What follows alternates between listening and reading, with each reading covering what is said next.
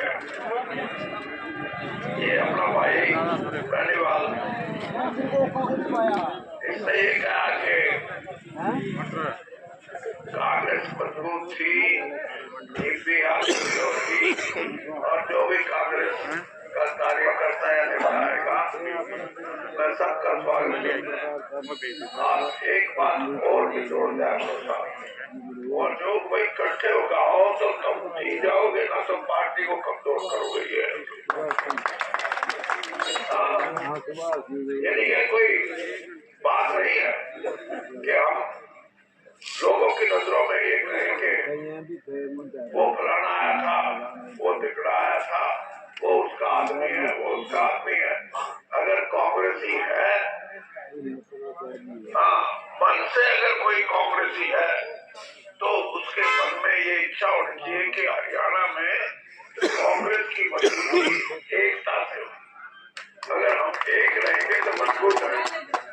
और मैंने तो इसलिए कह रहा हूँ, मैं कांग्रेस में 42 साल रहा हूँ और कांग्रेस को जितना झाड़ छोड़ के मैंने देख रखा है, आपकी मंडी में भी इतना अच्छा काम करते हुए सफाई करना है। तो इसलिए कांग्रेस के लिए कांग्रेस में कम से कम इतना तो है कि कोई आदमी आके अपनी बात कह सकता है।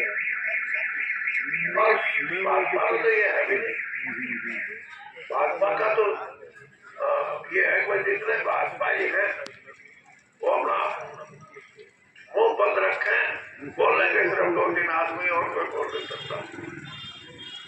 तो इसलिए मैं तो क्योंकि गया ना, मैं देखा हुआ और जो भी बैठे हैं कोई गए हुए उनने भी उनके मुंह में बंद कर दिए होंगे, उन्हें भी सोचना पड़ेगा। बोलने का अगर कहीं जगह है तो कांग्रेस, और कांग्रेस की वजह से ही ये देश इकट्ठा है, कांग्रेस की वजह से ही ये प्रजातंत्र है यहाँ, और कांग्रेस की वजह से ही जैसे ये जैसे कह रहा था वोट का हक है, वोट का हक खोना है। तो ये इरादे इस पार्टी के हैं कि आगे आगे ये जो आज भी सब करते हैं ना प्रजातंत्र का, प्रजातंत्र की काफी में नहीं है ये वोट। और ये लोगों ने पहचान लिया था इनको, जब ये कहते ना 400 जिता दो हमारे, अब भारत के संविधान को ही बदलेंगे, उस टाइम समझ गए लोग और एकदम लोगों ने फैसला कर दिया कि दोहराओ। और थोड़ा सा 5-4 दिन का फर्क रह गया ना तो 240 भागे थे 400 से, और वो 5-4 दिन का फर्क नहीं रहता तो ये 156 बात है। आज भी देश के नागरिक को और जो जिसको हक नहीं मिला, प्रजातंत्र का मतलब ही है कि आजादी देश को मिल गई,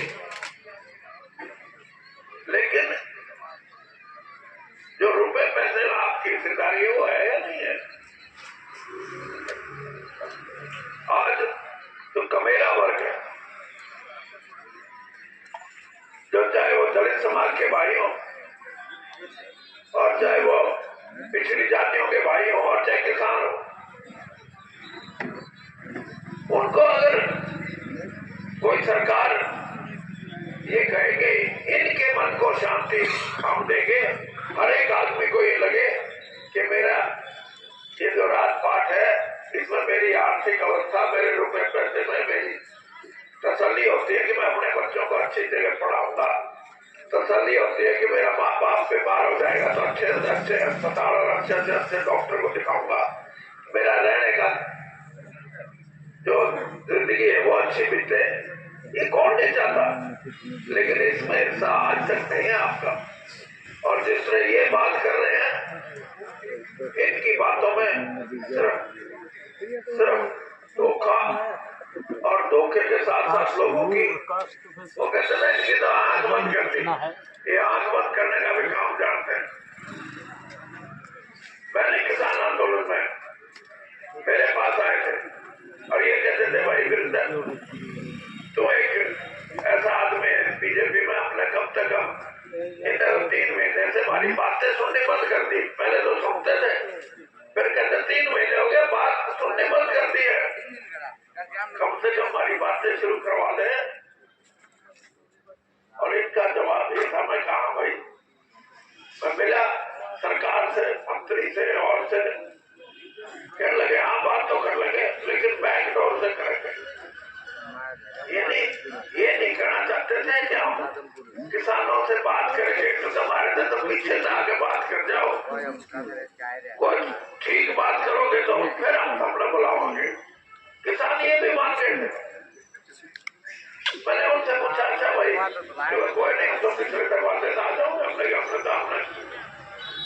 तो मैंने कहा क्या चाहिए, करने लगे MSP। मैंने कहा और कई मांग है ताकि, बोले ना और बाकी बात की बात है, हमारे को MSP में कानून बढ़वाओ। मैं फिर गया, फिर मैं एक मीटिंग हुई और बीजेपी की दिल्ली की सरकार कहती है कि MSP का तो सवाल ही पैदा नहीं होगा कानून बनाने का। मैंने उन्हीं किसान भाइयों से कहा, मगर भाई मेरे को तो कुछ नहीं दिखता, इनके मन में है नहीं किसान के लिए कुछ करने की। तो बोले जी फिर और क्या करा, और इससे भी कोई तरली मांगो, आप बताओ।